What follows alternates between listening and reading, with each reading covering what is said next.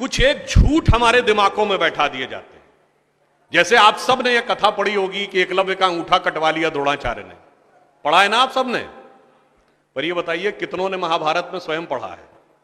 मेरे विचार से हम में से किसी ने भी कभी महाभारत में वह प्रसंग पढ़ा ही नहीं होगा एकलव्य वाला। और अगर हम यह भी विनम्रता से पूछे कि महाभारत के कौन से चैप्टर में है, तो भी शायद हम में से किसी को ध्यान नहीं होगा कि महाभारत के वन पर्व में एकलव्य का उल्लेख है। मगर देखिए मार्क्स और मैकाले का प्रभाव कि हमारे दिमागों में ऐसा भरा हुआ है कि हम ग्लानि से आबद्ध हैं बगैर पढ़े हुए।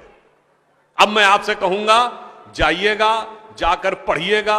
अवेलेबल हो तो इंटरनेट पे जाके सर्च कर लीजिएगा, ना हो तो जो महाभारत सीरियल आया था उसका एपिसोड जाके यूट्यूब पे देख लीजिएगा।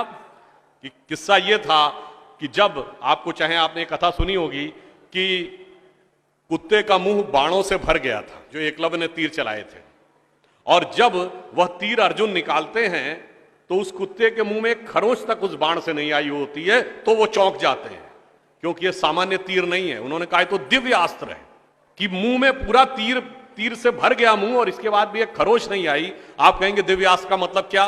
दिव्यास्त्र का मतलब ये है, जैसे रशिया यूक्रेन की लड़ाई चल रही है ना, इससे पहले मिडिल ईस्ट की लड़ाई देती थी, तो जो मिसाइल जाती है वो लेजर गाइडेड जाती है, जिस बिल्डिंग पे गिरना उसी बिल्डिंग पे गिरती है, अगल बगल पे नहीं गिरती, क्योंकि the direction is precise to the metres.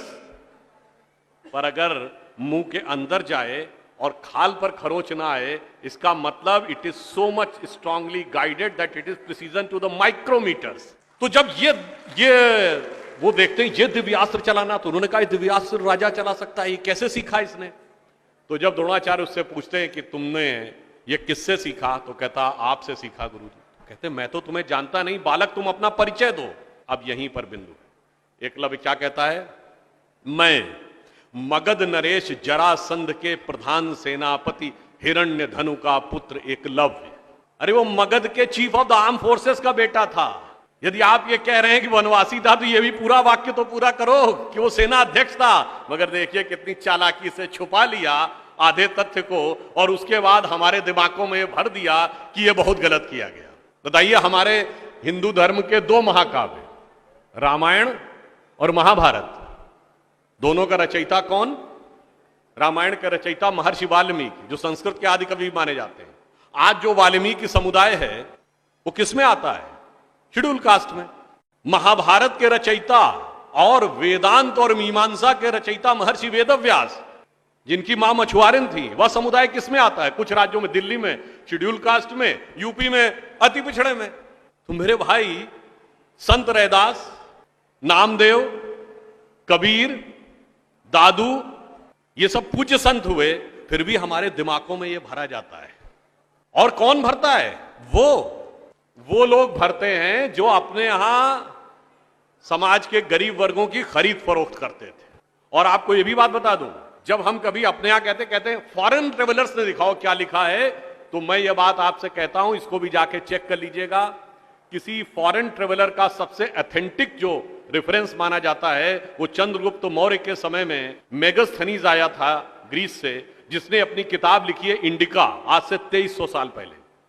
वो इंडिका किताब आज उपलब्ध नहीं है, मगर उसके उद्धरण तमाम जगहों पे हैं, तो प्रूवन है किताब थी। उसने भारतीय समाज में व्यवस्था का वर्णन करते हुए लिखा है कि यहां पर 7 जातियां हैं, मगर महत्वपूर्ण बात यह है यहां इतनी समरसता, इतना सामंजस्य है कि यूनान के समाज के समान यहां कोई समाज का ऐसा वर्ग नहीं है जिसके साथ शोषण या भेदभाव किया जाता हो। ये एक विदेशी लिख रहा है। और मैं एक और बात आपसे बताना चाहता हूं, बहुतों को नहीं पता होगा, गांव में पंचायत होती है ना, ये पंचायत में 5 की संख्या कहां से आती है? ये 4 या 6 क्यों नहीं? 5 की संख्या जानते कहां से आती है? 4 वर्ण माने गए थे, तो किसी भी गांव में निर्णय लेना होगा तो चारों वर्णों का एक एक प्रतिनिधि होगा, और 5वां जानते कौन होगा? गांव के बाहरी क्षेत्रों में रहने वाले वो वनवासी जो प्रत्यक्ष रूप से गांव का हिस्सा नहीं है, पर हमारे निर्णय का प्रभाव उनके जीवन पर भी पड़ेगा, तो 5वां प्रतिनिधि उनका होगा। वहां से यह पंचायत का भाव आता है। और फिर मैं आपसे कहना चाहता हूं, हमारे दिमाग में एक और चीज भर दी गई कि जाति व्यवस्था हमने बनाई। आपको पता है कास्ट शब्द कहां से आया? ये कास्ट अंग्रेजी का शब्द नहीं है, ये पुर्तगीज भाषा का शब्द है। और 1931 में जो अंतिम जनगणना जाति के आधार पर उसमें 4114 जातियां हैं हिंदू समाज में, जिसमें अब 6000 बताई जाती हैं। मैं चैलेंज करके पूछता हूं, कोई दिखाओ तो किसी धर्म ग्रंथ में 6000 जातियां लिखी हो, और जहां लिखी उसमें इससे ऊंचे ये, इनके नीचे ये ऊंचा ये नीचा, कौन से धर्म ग्रंथ में लिखा है? ये माली ऊंचे की तेली ऊंचे, सुनार ऊंचे कि लोहार ऊंचे, कहां लिखा है?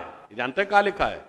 एक British census commissioner Herbert Risley द्वारा किए गए सेंसस में हिंदू समाज को जातियों में विभाजित करके ऊपर से नीचे तक लिखा गया, और फिर वो हमारे ऊपर अध्यारोपित कर दिया गया है। हमारे दिमागों में कैसी कैसी बातें भरी जाती हैं। एक थोड़ा लिबर्टी लेते हुए यह भी कहना चाहूंगा, महिलाओं को पढ़ने का अधिकार नहीं दिया जाता था। अब ये बताइए, हमारे यहां दिल्ली में लोगों को ध्यान नहीं होता है, आप लोगों ने मैत्री कॉलेज और गार्गी कॉलेज है ना, ये मैत्री और गार्गी कौन थी? ये वैदिक काल की 20-22 विदुषी स्त्रियों में से एक हैं। गार्गी ने ऋषि याज्ञवल्क्य के साथ शास्त्रार्थ किया। फिर मैं चैलेंज करके कहता हूं, दुनिया में कोई दूसरा धर्म संस्कृति बताइए जहां धर्म पे टिप्पणी करने का अधिकार किसी महिला को हो और किसी धर्म के ज्ञाता के साथ शास्त्रार्थ करने का अधिकार। फिर हमको समझाया जाता है कि हमारे यहां बराबरी नहीं थी। अरे आप सबको याद हो, सबसे प्रख्यात शास्त्रार्थ कौन सा है? आचार्य मंडन मिश्र और आदि शंकराचार्य के बीच में, दोनों के बीच में जो शास्त्रार्थ हुआ उसका जज कौन था? आचार्य मंडन मिश्र की पत्नी उभय भारती। फिर मैं चैलेंज करके पूछता हूं, पहले दुनिया कोई धर्म बताइए जहां टिप्पणी करने का अधिकार स्त्रियों को हो और जज बनने का अधिकार हो डिस्कशन में। उसके बाद हमसे कहते हैं कि साहब बराबरी नहीं थी। इसलिए मैं कहना चाहता हूं कि हमारे यहां तो समाज में जिस प्रकार से एकाकार करके सबको साथ में लिया जाता था, बराबरी का तो आलम यह था, बराबरी नहीं थी, यह सच है। हमारे यहां बराबरी नहीं थी, हमारे यहां मातृशक्ति को पहले रखा जाता था।